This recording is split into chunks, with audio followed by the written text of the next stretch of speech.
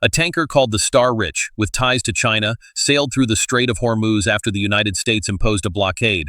No interception, no forced turnaround, no boarding. This vessel had already been sanctioned by Washington, and the most powerful naval force in human history was deployed across those waters to enforce U.S. policy, and yet it passed through unhindered, just one tanker.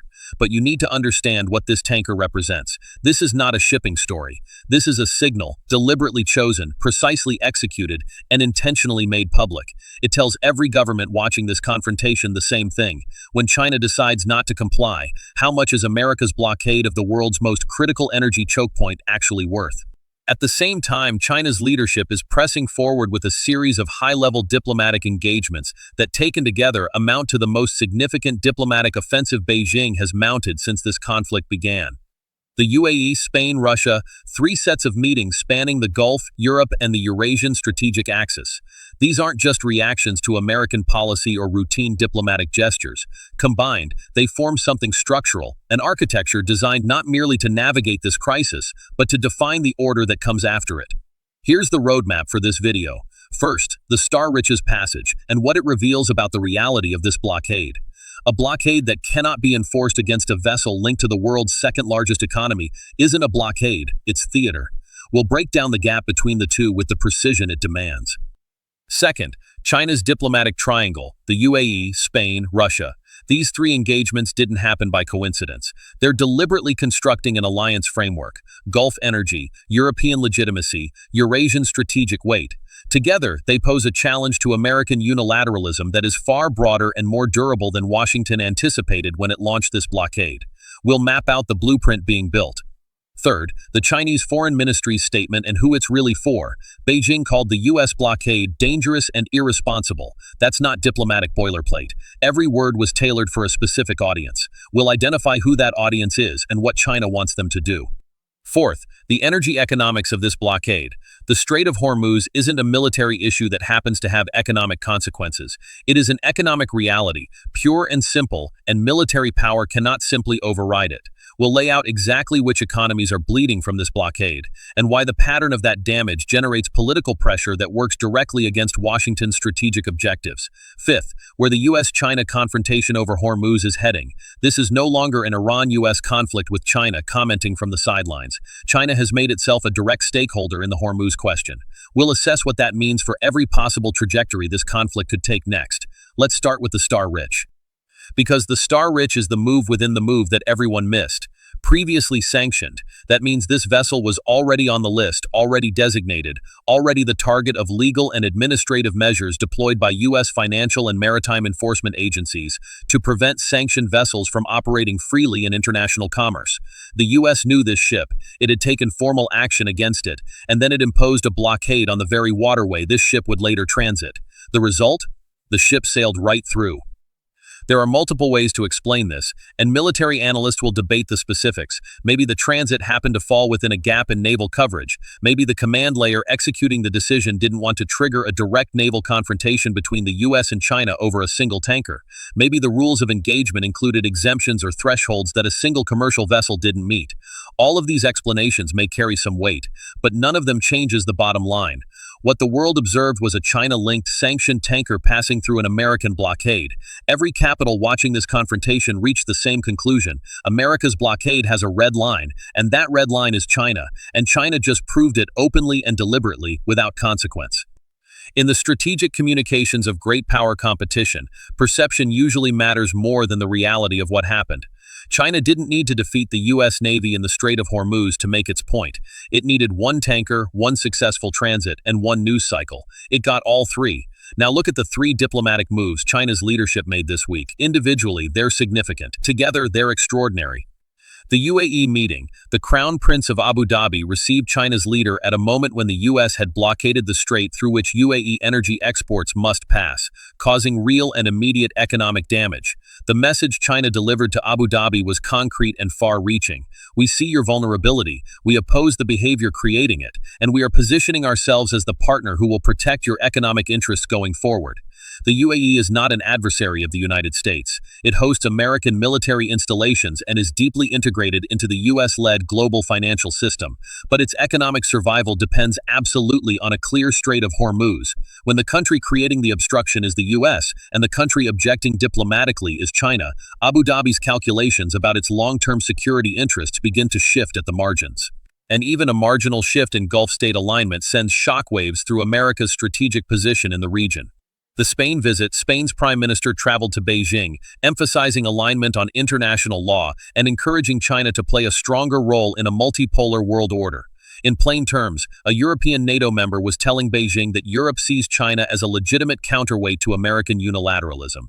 This isn't a break with NATO, but it is an EU founding member and a NATO ally publicly endorsing China's position that the US blockade violates international law and that a multipolar order welcoming Chinese influence is preferable to American unipolar hegemony. Spain isn't just speaking for itself, it's voicing conversations happening across Europe, in Brussels, Berlin, and Paris, about what America's rule-breaking means for European interests. China has inserted itself into this debate as a defender of international law principles, and the long-term consequences of that positioning extend far beyond this crisis. The Lavrov meeting, Russia's coordination with China on the conflict and the maritime situation, reflects a deepening of the Sino-Russian strategic alignment. The two countries are not treaty allies, but they are strategically coordinating around a conflict. Both see this as an opportunity to demonstrate the limits of American power and to accelerate the transition to a multipolar order. Lavrov's discussions in Beijing are just the visible tip of a much deeper and more specific military and strategic coordination underneath. Taken together, these three engagements span Gulf energy security, European institutional legitimacy, and Eurasian strategic weight. They are the three pillars of an anti-hegemonic alliance that is being actively constructed. China's foreign ministry called the U.S. blockade dangerous and irresponsible. Dangerous. This is a legal and strategic claim.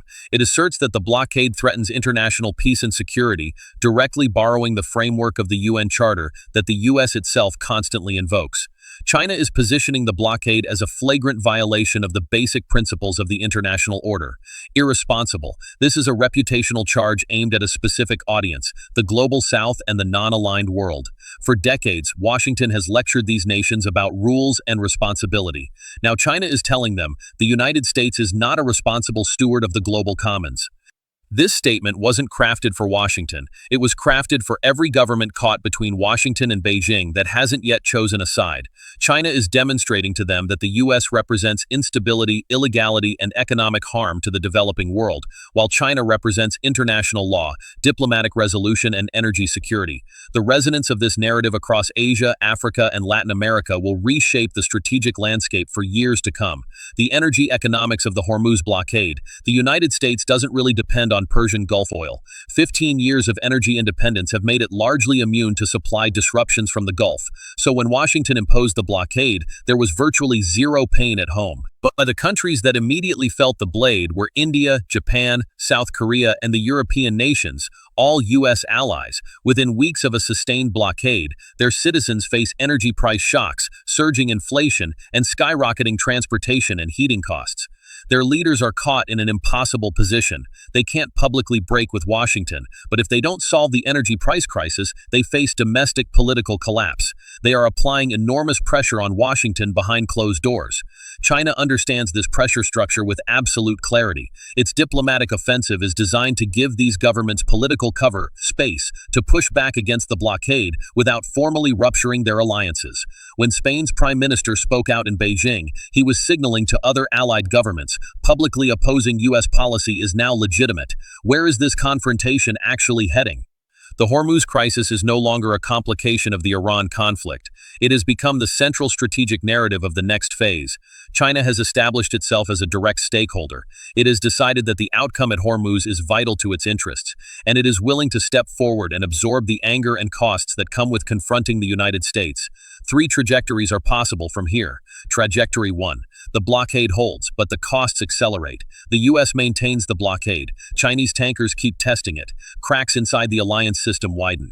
European and Gulf states intensify their private protests. The blockade suppresses Iran, but it extracts a massive strategic price from American alliances.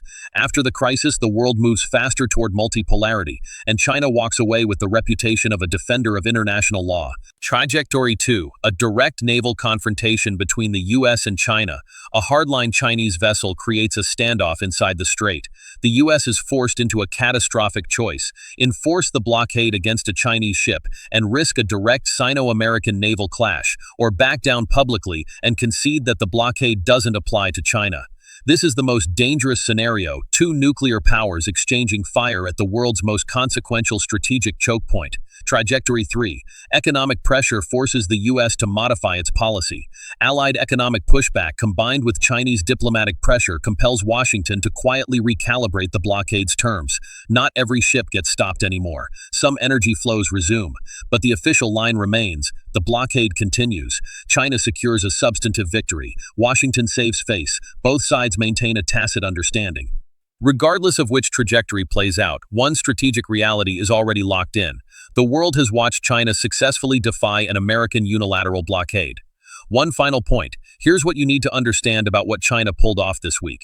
It didn't fire a single shot, it didn't deploy a warship, it didn't issue an ultimatum, it sent one tanker through a strait, held 3 meetings, and released one statement. And the strategic damage that produced is greater than anything Iran could achieve by launching every missile in its arsenal. Because China revealed, in a way that cannot be spun away, a fundamental truth: American power on the global oceans has a ceiling. That ceiling wasn't imposed by warships. It was imposed by economic interdependence, by diplomatic legitimacy, and by the simplest reality of all: a blockade that cannot be enforced against the world's second-largest economy isn't a blockade, it's a performance. The United States sailed into the Strait of Hormuz to project strength, and in doing so, it precisely exposed its own vulnerability. In the strategic competition of the 21st century, knowing where your opponent is vulnerable is more valuable than any military capability. China now knows, and what matters even more, the whole world now knows that China knows.